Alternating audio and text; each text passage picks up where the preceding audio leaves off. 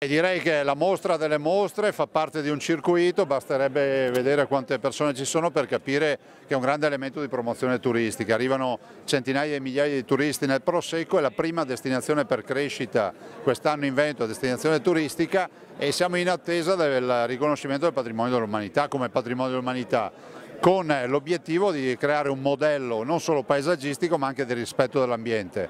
E come dico io ormai da una decina d'anni, la vera sfida di questi territori è quella di andare a impatto ambientale zero. Ricordiamoci che tutte le zone che producono uva e quindi le zone viticole del mondo hanno gli stessi trattamenti in campagna e Prosecco può fare qualcosa di più. Ha già iniziato e spero che si arrivi all'impatto ambientale zero. Questa qua è la mostra più longeva di tutte quante, lasciatemelo dire, anche la più bella. Ogni anno comunque c'è da lavorare perché nel tempo rimanga la prima e, come ho detto, la più bella. Quale gruppo di lavoro c'è dietro alla realizzazione? Allora, abbiamo un consiglio composto da 11 consiglieri che veramente sono dei ragazzi fenomenali. Quest'anno hanno dato veramente il meglio di loro, hanno lavorato giorno e notte per far sì che questo programma diventasse il più ricco. Novità ce ne sono veramente tante. Partiamo con le escursioni, abbiamo 2 escursioni, una diurna e una notturna. Abbiamo una pedalata in mountain bike con la partenza dal nostro tempietto simbolo, si inoltra poi giù nel Piave per passare le Fontane Bianche e entrare nell'Isola dei Morti. Abbiamo poi, come avete visto qui esternamente, un trenino panoramico che farà vedere al pubblico la campagna e poi la collina dove praticamente si esegue questa vendemmia eroica. Abbiamo per quest'anno aperto anche la chiesetta qui a lato alla mostra, la chiesetta di San Francesco e Santa Teresa.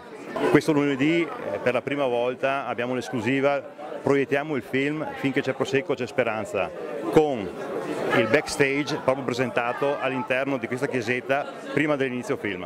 Voglio precisare che è la prima mostra che è nata su questi territori del Prosecco di OCG, allora a suo tempo Prosecco Doc.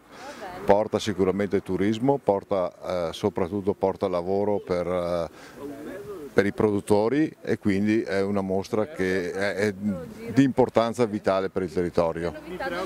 Per cui siamo qui come amministratori a sostegno della Proloco perché conosciamo e capiamo la necessità di avere sul territorio per promuovere il turismo, sono necessarie anche le mostre degli OCG. La collaborazione con questa mostra dei vini di Cossamartino è nata 62 anni fa.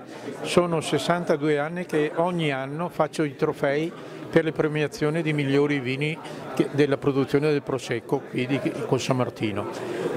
Anche oggi abbiamo premiato un grande produttore con un grande trofeo, tipo questo trofeo che abbiamo qui davanti, dedicato ai grandi viticoltori.